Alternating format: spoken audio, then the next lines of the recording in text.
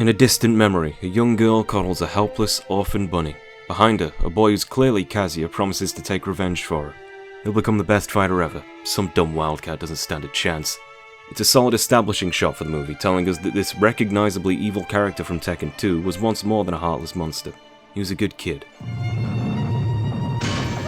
Why are you wasting your time here? Heihachi doesn't raise pansies though, so it's time to toss him off a cliff. Not before tearing the infant's locket from him, picturing baby Kazuya and his late mother.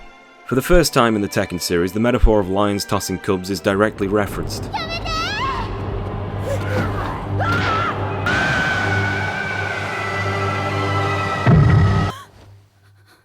That young girl was Jun Kazuma. Damn, baby grew up. This film isn't an accurate retelling of Tekken lore at all. Having been released more or less alongside 3, some might think it's an opportunity to simply flesh out the skeletal narrative threads those first 3 games presented. Instead, it's easier to say the story is inspired by those games, and tries to form a cohesive narrative by adopting the second game's themes and characters, whilst transplanting them onto the first game's scenario. As an example of that cohesion, Jun has an actual connection to Kazuya. After all those years, she kept that locket. In the games, their relationship was only expressed after the fact, starting with the perplexing result of their affair after a 20-year time skip in the series. With that retrospect, they chose to pivot the plot more strongly on Jun and Kazuya. The first third of this movie will be establishing or teasing characters that are to come up. For instance, a dinosaur skeleton. This is Jun's reason for entering the eponymous King of Iron Fist tournament, despite her spiritual disposition. The skeleton is infused with human DNA, and she works under some police organization. The clincher that has her agree to this mission is recognizing a grimy picture of Heihachi and feeling some sort of destiny. By using her tournament invite as a method into Heihachi Mishima's private home island to investigate, she laments her Kazamaryu will be used as a cover. They do a lot to establish Jun as a well-disciplined and moral young woman, fitting of her role as the moral good in this story.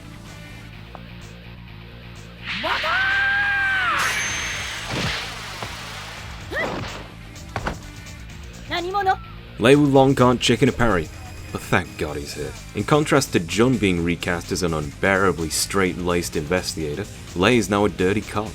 I mean, not hygienically, but his methodology. He's brash, sexist, and breaks the rules. Even I'm falling for him. Using US military surveillance satellite data, he somehow ascertains the dimensions and utility of a giant underground weapon testing facility on the island this tournament is taking place. Satellite data couldn't tell you that.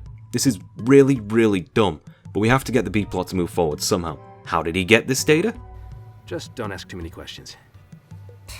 My favourite part of his character is his dry reactionary quips. As a protagonist of the B-plot, Lee has a disguised cynicism that helps him deal with the larger moral implications of what he's going to walk into, that a character like Jun couldn't understand the nuance of. Kazuya, however, is still haunted by dreams of his meeting with the devil, as he clawed his way back up that cliff. He was just at the edge, but had his night ruined by, you guessed it, Nina Williams. It's a kick-ass scene. Kazuya gives it some wow-rising punishment to juggle her right out the damn window. This leads to some Twin Snakes crap where Nina throws a grenade in midair. The English dub is full of a lot of ass rock, which shows how much money was put into trying to market this production, and Lee talking to Nina beforehand. Lee, as Heihachi's adoptive son, is trying to prove himself worthy of heirdom, so he's doing all kinds of stupid shit like calling hits on Kazuya. Yes, it's easily inferred that Lee is in fact giving Nina the infinite dick chain. And Anna. He's two-timing the Williams sisters. Really.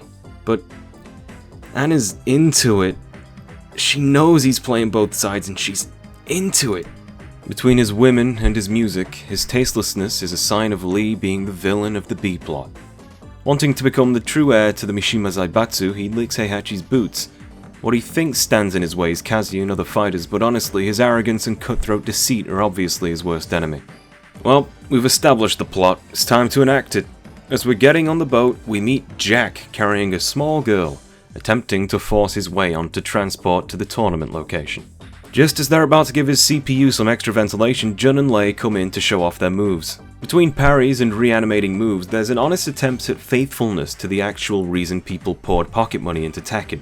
These attempts don't really look fantastic unless it's a dedicated fight scene though. Not through a lack of talent, but because the cinematography and framing favours the drama of these scenes rather than making the visual cues of those moves easy to read by placing them side on or emphasising motions that you might have seen in the game. Despite rotation being extremely difficult to animate, Lei's Hellsweep Rave Spin is easy to recognise at unflattering angles because of its visual cue being that very rotation. On the other hand, Jun's cartwheel looks terrible. Mr. Lee sees the fuss and offers Jack a place in the tournament if he can beat up Bruce. It's meant to be a twist later that Jack's a robot, but we've played the games. Let's just laugh at Bruce's expense. Jun needs to read spirits in order to have more in-depth dialogue with Kazuya later. So it's established here that she sees the little girls fading and extremely ill, and that Jack is as soulless and robotic as Tekken 7's music. Lei and Jun have a back and forth about the other fighters in the background. Michelle gets special attention, because Lei felt the need to make a comment doubting Michelle's strength. Jun takes mild offense at his sexist remark, and proves him wrong by talking about feelings and how sad the girl looks. Kazuya MGS2s his way onto the boat. Despite his reportedly cold spirit, Jun still recognizes him from all those years ago. Well, I'm glad you finally decided to make it, my dear brother.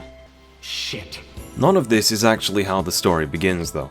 Prior to the entire movie, there's a preamble ramble where Akio Otsuka, the voice of Jack for this flick, gives a more and more impassioned speech about the destiny of humanity to battle. We don't fight for religion, justice, wealth, power. Fighting in this narration is a genetic instinct honed over billions of years of evolution. In fact, Otsuka tells us that higher callings and wants are but mere excuses for us. Justice, righteousness and God, and all else are just a path for our genetic disposition of battle to express itself. It's a worthy theory, and it's almost convincing until this voice starts to shout that one's flesh screams this reality, and if you don't allow those vicious instincts to take you over, you'll rob yourself of humanity's one irrevocable truth. This entire speech isn't relevant until we're actually on the island, and I think opening the movie on this speech is far weaker than the surprise of seeing a more sensitive Kazuya. It was kind of advertised as a vacation home, but it feels more like they're being shipped to a 5-star Guantanamo. Lee correctly identifies that they'll have to infiltrate the base as the tournament starts the day after. Kazuya's spending the night getting hyped up to beat Heihachi right in his stupid handlebar mustache. That anger's surging through him like a cancer, the scar on his chest emblematic of the scar on his soul. Enter Jun, who reminds Kazuya who the hell she is by presenting the locket Heihachi ripped from his neck.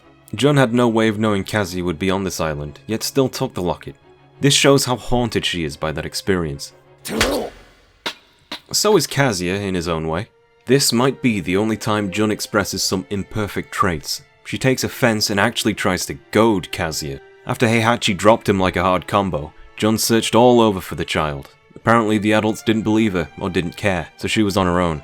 And after all that time, she finally finds him, and he's a cold, hate-filled piece of shit. You don't know anything. I know for a fact that was the only shirt Kazuya had. He's lucky he has no nipples. This is his cue to tell the story of how the only thing holding him together as he bled out, crawling up the cliff face, was the idea that he could kill his father to get revenge. And ever since, that's been the greatest reason to live he's ever had. Jun obviously says it's wrong without giving much reason, and it's enough to instigate a fight between the two. Despite her training, she knows Kazuya is a fearsome foe, but Kazuya's not allowed to pound Jun just yet. Because of, you guessed it, Nina Williams. Nina loses the high ground and goes to a knife to finish the job. Whilst only Kazuya is portrayed particularly accurately in style, the choreography and animation here is really fantastic. The balance of power is told with height, and Nina very quickly is brought to her knees. Speaking of being brought to your knees, you guessed it, Anna Williams! Ah, this must be where the whole rocket thing came from in Tekken 5's opening.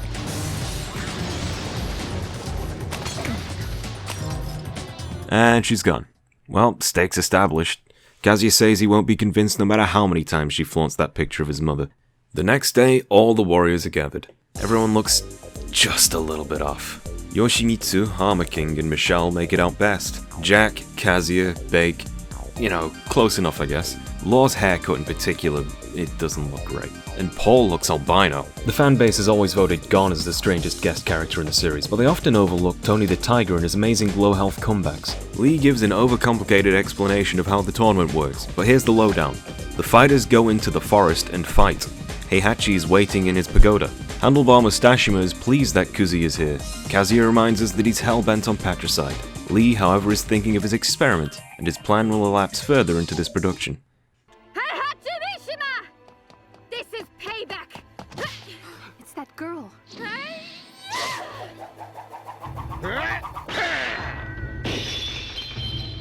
Oh no! You know, everything in me wants to leave this scene as the absurd meme that it is, but I'd really be remiss if I left this stone unturned. Michelle, who in the games is an enlightened, nature-loving hippie, is trying to assassinate Heihachi. She finds the best course of action would be to announce her vague killing intent. This should have gotten a shot on the spot by the swarm of guards, flanking her in every direction. But they don't, even though that's their job. Better yet, despite this tournament riding on Heihachi's participation, not even Kazuya saw fit to stop her.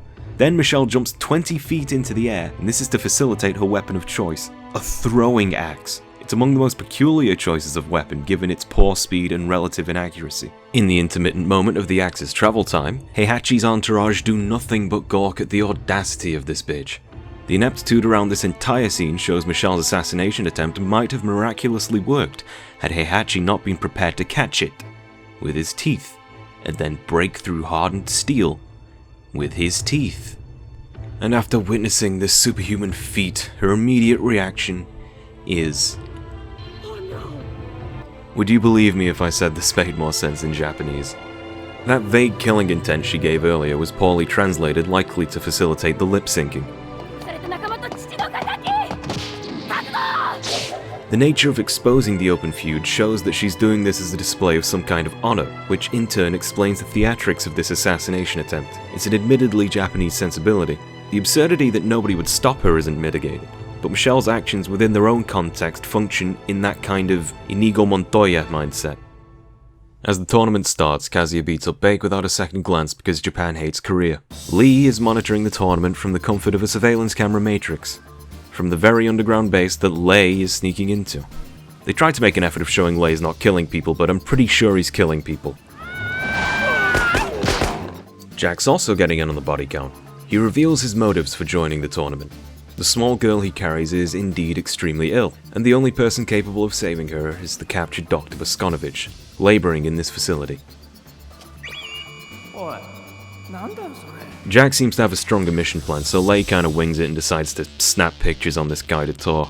Their movements have been detected by Lee, who takes it as his chance to scramble the defense squad and introduce some last-minute entrants to this hellish tournament.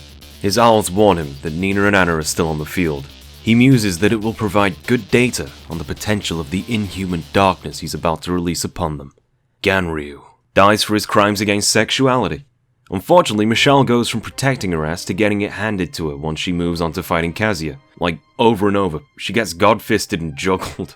He at least has the mercy to let her live in shame. Only now will the English version elaborate on her uncharacteristic angst in this movie.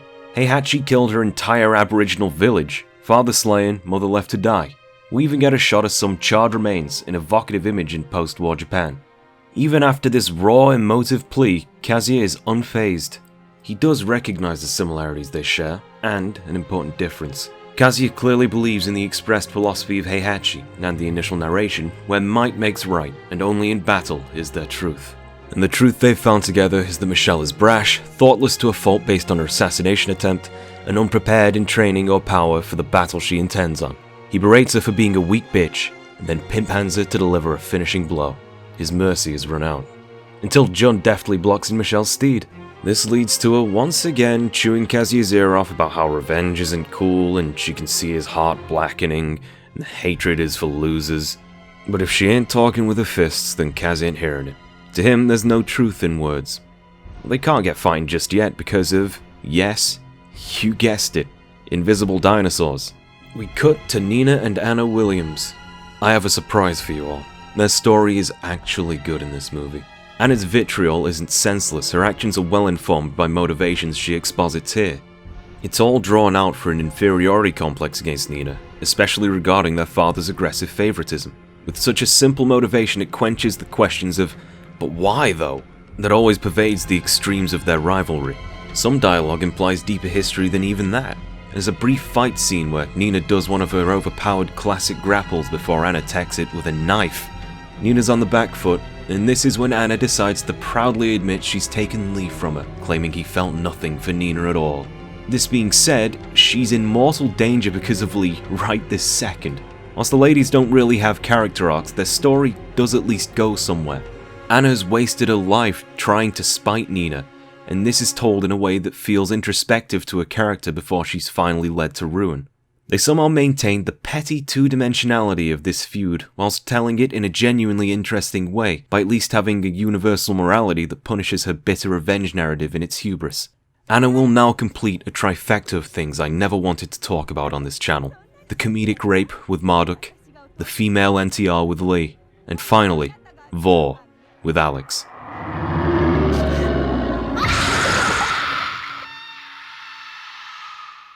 Lee reports his plot to use invisible dinosaurs to Heihachi, who dismissively shuns him, as always. The running theme of Lee and Heihachi's interactions is that whilst one sees human nature as battle, Lee wants to infringe on nature to create the ultimate fighting beings. In fact, Lee openly claims Tekken is ancient voodoo. The reason Heihachi shuns him is because he looks for power outside of himself, as with the Jack robots. Look at these boys! These can openers are here to put an end to the bizarre buddy cop situation. Here, in a setting we'd see replicated in Bruce's G-Corp level from Tekken 6, we get one of the best fight scenes of the movie. Gloriously animated with smooth yet snappy hell sweeps, incredible directing, great anticipation and impact frames. It just makes you go, mmm. The lolly has a seizure, and Jack expresses some kind of stone-faced care, revealing the damage he took from the other Jacks. And the plot twist, that he's a robot. Moving on, to the left we'll see the test tube labyrinth of little embryotic Alexes. Pronounced in Japanese, his name reads Arexu, close to Dexu, or Rex. Roger, however, punches Lei. This might all seem stupid, but it serves a vital role in our story, when Dr. B walks out from the shadows. Among his specialties is gene therapy. This is how he created Roger and the invisible dinosaurs, and it's why Jack brought the child to him. Her disease is serious, and only the good doctor can cure it. 遺伝子操作の技術もこういうことにだけ利用すればいいんだが。なんですあれ? Jack, having also been created by Dr. B, was implanted with a conscience, as Boskonovich wasn't comfortable creating killing machines. The way Jack expresses it is that the moment he saw this girl crying over her mother gave him full sapience.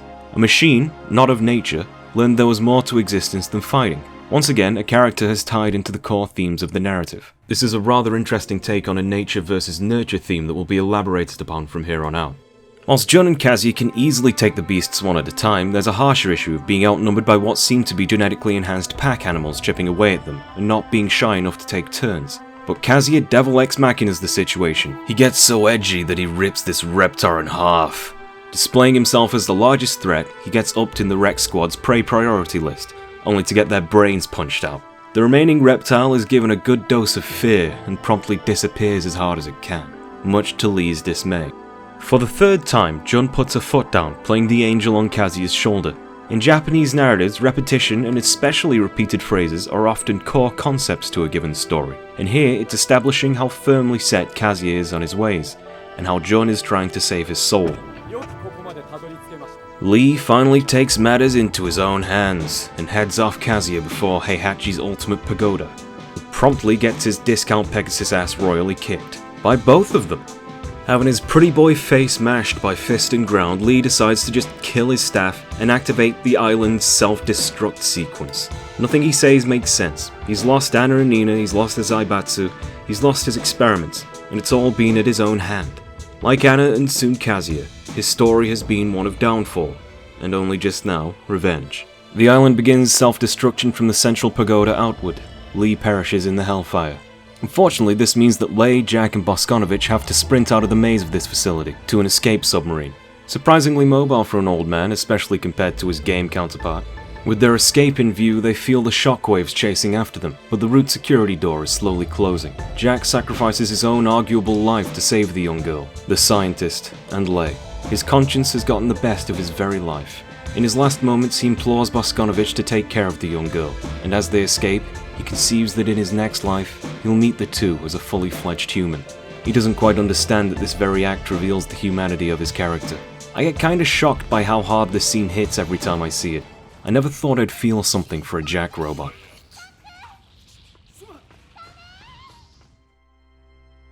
Up top, Hei and Kaz run out to engage in the fight the movie's been working up to all this time.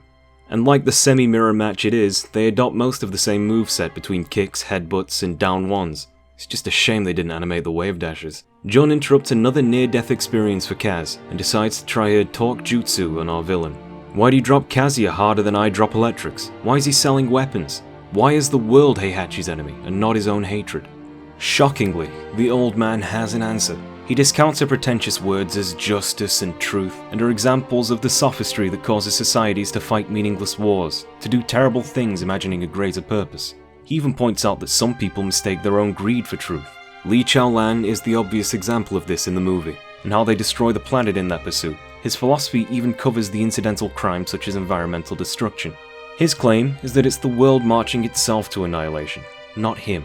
Heihachi's plan, in the end, is to recreate the world, from its own ashes, and in a more honest image. A world guided by power, not for shallow ideals and platitudes. Part of that perfect plan was dropping Kazuya off the cliff so that he would hold the dark hatred of revenge within himself, and use it as motivation to seek true power. Power being the only truth that Heihachi sees, the Iron Fist. In his own backwards way, he has created a true heir to the Mishima throne. Jun sees through the flaws of his plan very clearly. Kazuya could have been killed. Naturally that didn't happen, Heihachi doesn't raise pansies. And even if it had, Heihachi would have committed suicide. It's an impeccable plan if nothing else. He has the power to do it, and it's working. The earth splits in hellfire from the island's self-destruction, turning the scene to a Namek-esque showdown. It's here to frame Kazuya with all the hellfire that represents his burning heart. The tables turn, and Kaz is oh so close to fulfilling the destiny Heihachi has given him. Jun cuts him short. She's here to play angel again. Kazuya declares it's the last straw and takes her life into his hand, but she doesn't fight. She accepts it if it'll stop him from killing his own father, because Jun feels Kazuya's pain as her own. All she's done all movie is try to save him, because she sees Kazuya as worth saving. It's an epiphany to him, that he's worth saving. Kazuya doesn't have to accept the dark path he's been given. We flash back to the beginning of the movie where Kazuya offers to take revenge on the Wildcat for that young bunny. But we elaborate. As considerate and kind-hearted as Kazuya once was, revenge wasn't the right answer there neither. The rabbit wouldn't have taken vengeance on its own, neither would Jun have, because revenge was never the right answer. When you embark on a journey of revenge, dig 2 graves, so Confucius says. What Jun reveals to Kazuya is, well, he doesn't have to be his father, and he can forgive and move on. Hatred is like a flame. It fills a dark room for a time and leaves nothing else once it's extinguished. And this is revealed in his locket that he lost, the image of his mother nurturing him, a part of himself that he forgot about long ago. The music captures this simple message beautifully, and has the words flow through the characters. A wonderfully underrated soundtrack to a pretty underrated movie.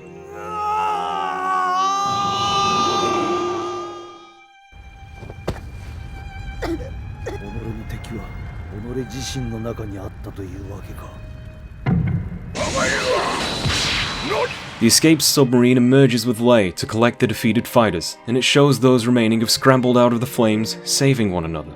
None of them were fending only for themselves. Many are carrying wounded. Nina is animated to draw attention to how she's now completely alone, a victim of circumstance entirely in this movie. None of these fighters were here to prove might makes right, and their goodwill shows through. Kazuya carries Jun from the burning fields. Heihachi catches a ride off the island before it explodes. The movie reveals the hidden depth and potential of what Tekken's story had at the time. Whilst ideas and concepts were used from the older games, the themes of this story's positive message would end up being elaborated further for Jin in Tekken 4. If we compare Heihachi's plan to Jin's in Tekken 6, it has internal consistency, some half-blind validity, and a more satisfying mystery and reveal. Certainly better than veiled misanthropy. Kazuya received a redemption arc personal to him, empowered by a maternal figure, a running theme since Tekken 3 and this movie. It's a redemption arc that Kazuya would never receive truly.